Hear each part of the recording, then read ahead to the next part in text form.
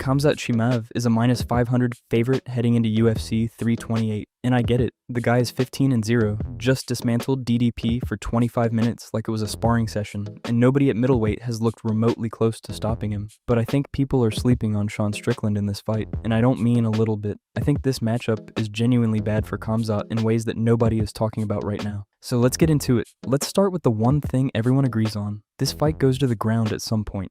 Khamzat shoots on everybody. He shot on Robert Whittaker within 15 seconds. He shot on DDP the moment the bell rang. He's going to shoot on Strickland.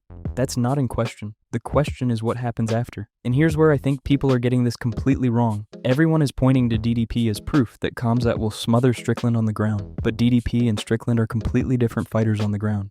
At UFC 297, DDP landed 6 takedowns on Strickland and still barely won a split decision. And Strickland had his vision compromised from a headbutt that opened a bad cut above his eye. Despite all that, Strickland still outstruck DDP in 173 to 137 on the feet. That's not a guy who gets smothered on the ground. That's a guy who refuses to stop fighting even when things go wrong.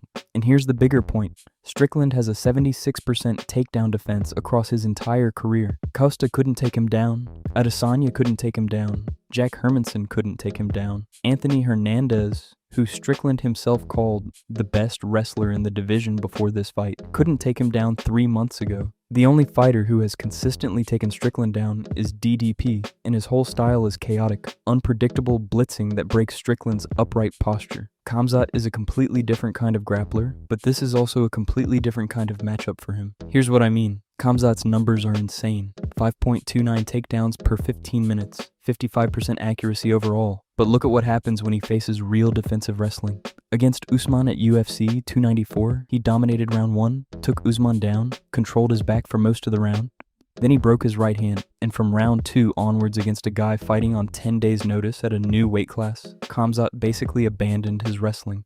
He was getting outstruck on the feet in rounds 2 and 3. He scraped through on a majority decision with one judge scoring it a draw. That's against Usman on short notice with a body that had never competed at middleweight before. Sean Strickland has lived at 185 his entire UFC career. His hips are built for this weight class. His base is low, and his balance is elite. You are 25 minutes. And here's the thing about Khamzat's takedown game that people are glossing over. His primary entry is an ankle-picking double leg initiated by a high feint. He forces the opponent to expose their hips, then dives low. It works brilliantly against fighters who drop their hands to defend. But Strickland's entire defensive structure is a modified Philly shell, upright, hands constantly active, weight forward and balanced. He never gives you a clean hip entry. He doesn't sprawl dramatically, he just doesn't offer the opening in the first place. Every shot Khamzat throws is going to hit a moving wall. Now I'm not saying Khamzat doesn't get a takedown. He probably gets 1, maybe 2. But holding Strickland down is a completely different problem. And this is where the cardio question comes back. Everyone is saying Khamzat solved his cardio problem at UFC 319 because he went 25 minutes against DDP and dominated. But here's what people forget about that fight. DDP spent most of it pinned under Khamzat's body weight, spending his own energy trying to escape. Khamzat wasn't having to restart his wrestling engine round after round. He was sitting on top and maintaining position. That's the most cardio-efficient version of his game possible. Against Strickland, it's completely different. Every stuff shot means Khamzat has to reset. Every scramble burns gas. Every clinch battle eats into that tank. And Strickland is not going to lie there and absorb. He'll cage walk, he'll fight off his back. He'll make every single second of control a battle. The most exhausting thing a wrestler can do is chase a takedown that keeps getting stuffed. We saw what that did to Khamzat against Usman, even with the broken hand as an excuse. Strickland's entire game plan is built around burning the engine from round 1. Now let's talk striking, because this is where Strickland actually wins rounds. And I know the narrative is that Khamzat's striking has improved massively, and it has. He's generating 4 significant strikes per minute at 60% accuracy. But the style of fighter he is, powerful, linear, forward pressuring, creates a specific problem against Strickland. Strickland throws 6 significant strikes per minute. His jab is the best defensive weapon in the middleweight division. And every time Khamzat tries to close the distance to set up a takedown, he has to walk through that jab first, every single time. Strickland doesn't sit against the fence and wait to get rushed. He walks forward first, occupies the space, and makes you fight through his frame to get anywhere near his legs. This isn't like DDP walking forward with wild hooks and creating chaos for Khamzat to time. This is discipline, suffocating pressure with zero wasted movement. The sparring history between these two is worth mentioning too. Khamzat famously said he was on a whole other stratosphere when they trained together at Extreme Couture, that he took Strickland down and choked him whenever he wanted. But Strickland's coach, Eric Nixick, pushed back hard on that, said the rounds were competitive, and this is the part people miss, Nixick liked Khamzat's grappling system so much that he literally named it the Khamzat series and put it permanently in the gym curriculum. Why would you do that unless your best fighter had a real problem with it? Strickland has been drilling this exact system for years now. He knows exactly what's coming. The way I see this fight going, round 1 Khamzat comes out and shoots within the first 30 seconds like he always does. There's a scramble. Maybe he gets a brief takedown, but Strickland gets back up and starts working that jab. By round 2, Khamzat is having to repeatedly restart his wrestling against a guy who keeps walking forward, landing clean, and making him pay for every failed shot. By round 3, Strickland is eating less and landing more consistently. By round 4, Khamzat's shots are slower, his entries are sloppier, and Strickland's jab is finding a home on every exchange. And by round 5, you've got an exhausted champion against a guy who has never once gassed in his entire UFC career. The only way Khamzat wins this convincingly is an early submission.